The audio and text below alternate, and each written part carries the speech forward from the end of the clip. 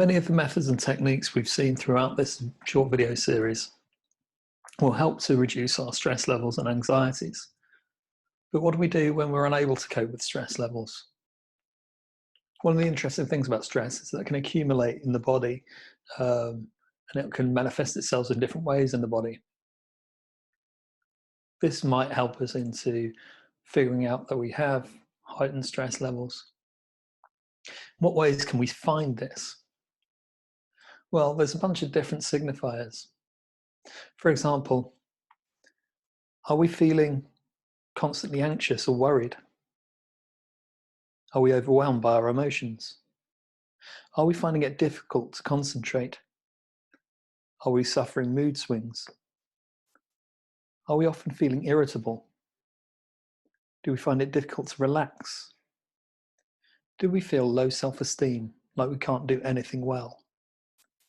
Are we eating more or less than usual? Are we finding it difficult to sleep? Are we using alcohol or drugs to relax? Are we feeling physical aches and pains where we wouldn't normally suffer them? Are we suffering digestion issues? Are we constantly feeling sick or dizzy? Has our sex drive dropped? Now, these are just signifiers. They don't tell us what degree of stress we're feeling, or in fact what the underlying issues are. But they do tell us that we're feeling stressed, and that enables us to find ways to cope. Now, one way to cope might be to vent. Now, there's an unhealthy way to vent, but there's also a healthy way. An unhealthy way might be to vent directly at other people. This can use violent language, raised voices, and even violent gesticulation. Now, this is unhealthy, and it really just pushes our stress onto other people. So their stress levels might rise as well. And in fact, all we're doing really is breeding more stress. Now, perhaps we could vent in a more healthy way by not attempting to blame others, by trying to vent from a more calm, settled state. Healthy ways to vent might include writing down our stresses by describing in prose how we feel, talking our feelings through, focusing on what the feelings are and where you feel them in your body. Don't attempt to solve problems. We're letting the stress go. Attempting to solve it might tend to hold on to it all the tighter. Focus on the things you can change. What's within your circle of control and influence? Attempt to accept the things we can't influence or control. Come to terms with the things that are outside of our sphere of influence.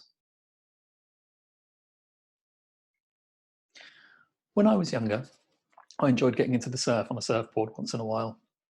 And now I visualize when stress feelings are coming, that I'm on a wave, sat waiting for the correct wave to ride in. So I'm waiting for that positive feeling, and that's the one I will choose. If a stressful feeling comes along, I can feel it, but I don't paddle like crazy to catch that one. I let it pass under my board.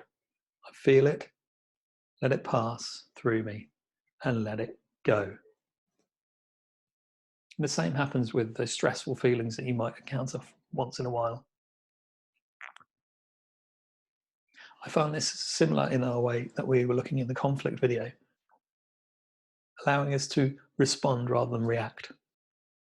Other good ways of dealing with stress include physical exercise, dancing and movement, and even laughter.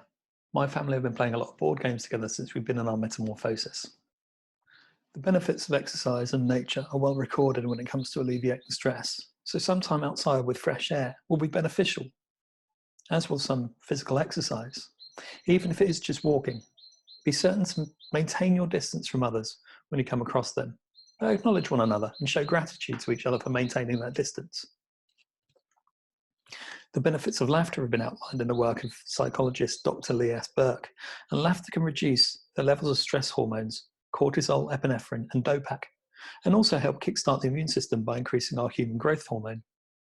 My friend Emma Bird is running comedy improv drop-in sessions online, and I'm offering sessions based on improv games to organisations who have distributed themes. The brilliance of doing these sessions online is they allow us to laugh and gain the benefits outlined in Dr. Burke's work, but they also allow us to build social capital with one another and keep our families, friendship groups, and work teams functioning in a healthy way. As I mentioned in the first video, I have a high need for fun, and laughter helps me to fulfill that need. Thanks for taking this course with me. I hope that you made maximum use of the content. I look forward to seeing you again.